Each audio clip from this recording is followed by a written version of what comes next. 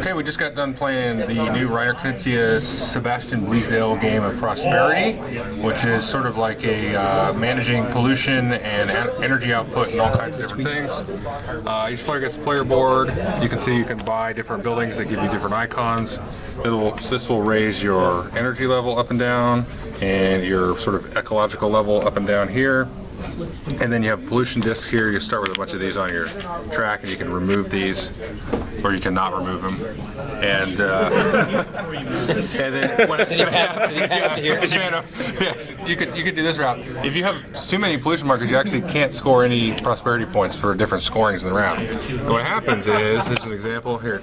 See, this is 2030, and then we've got different 2020. So we have a stack of these tiles that come out, and then one of these icons is going to have a little halo around it. You can see the energy there. So during each decade, you can score these different icons on the thing, and so you kind of count up what you have, and these kind of keep track of what you have as far as energy. And you'll get money, or maybe gain or lose pollution, and then if you have a certain number of these little globes, you get victory points.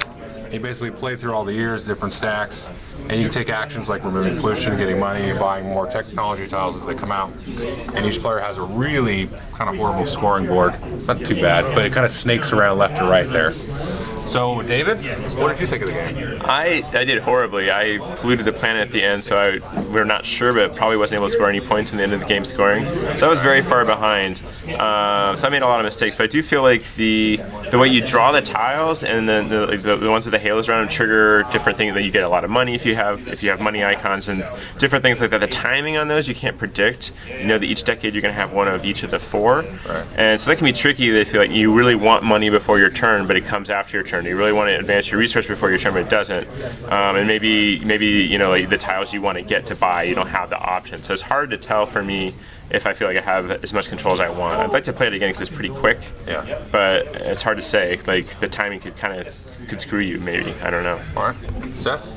So yeah, it's true that you can make out a header behind by, like, if the tile comes up in the wrong order, like it can really kind of screw you. But I think if you that's more true if you're playing like, what am I going to do this turn? Like if you're thinking about only this turn. But if you play in like a turn or two ahead, I think that would probably affect you a bit less because you probably will be prepared for it more. If you don't need money right now. If you need money right now, maybe you screwed up last couple turns ago, right?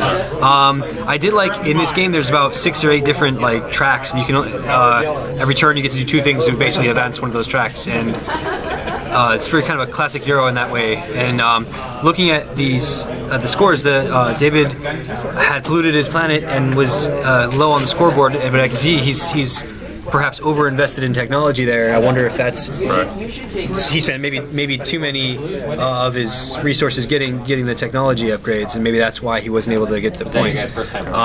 I tried to just be ahead of. I realized I wasn't going to catch him, so I just tried to be ahead of everyone else and got second place in those, and spent my things trying to get other tracks bumped up. I ended up finishing without too much pollution, and I think the reason I pulled it out by a couple of points was because I started getting the victory points a little bit earlier. Yeah, you got him about a turn or two earlier. I got him. I tried to get him as early as I sort of could without tanking my economy, I guess. It was kind of nice going first. I was able to get this really cool starting tile, which seemed to me to up my income quite a bit because it's got the 4 energy things. It didn't. I figured it gave me some pollution, but I figured that didn't hurt me until later, and I figured I could get out of that later. I did notice, as it was mentioned earlier in the game, that the first player, I don't know if it's advantage or disadvantage, but David said he felt like going last wasn't helping any. I wonder if that's I'd have to play it some more to see if I really thought anything. We did finish in turn order. It did, yeah, we did finish. That is interesting that we finished in turn order. Yeah, that's funny. Oh, Matt? But yeah, I liked it. What do you think of it, Matt? It was quick. It was fun. It'd be interesting seeing where the strategy and the variability in the tile order comes out, because, like, our last couple rounds, if tiles come out slightly different, I would have been like a point ahead of him, so it was pretty close. I like the art on the tiles is good. I like the fantastical wireless power transmitter, which we were all like, what? In 2000? I don't know about that, but the pictures are nice, and they do go with what's going on with the resources, so that was a nice touch. Yeah. Yeah, I thought it was interesting. We three were pretty tight here. I was a couple points behind second, who was a couple points behind first, and then we really I've kind of played with having more ecological goodness in the game. So I've removed all my pollution, which actually gets you a lot of money. And Seth was doing a lot of the energy, which got him a ton of money at the beginning of the game. So he was able to kind of spring ahead and get some of these better tiles. And then Matt was getting a lot of these Euro ones. So these will just give you a kind of a cash injection, so to speak. But yeah, Matt's right. Some of the different tiles were kind of, I thought it was just more funny than anything. Like this is the hydrogen car here, and this came out in 2010. And I'm like, well, I'm sure they invented it, but they weren't very ubiquitous. So it was a fun game, and it was like I should play in about an hour. It feels like we'll go a little bit longer with 4, but I bet 2 players goes really fast. So anyway, that's Prosperity. Thanks.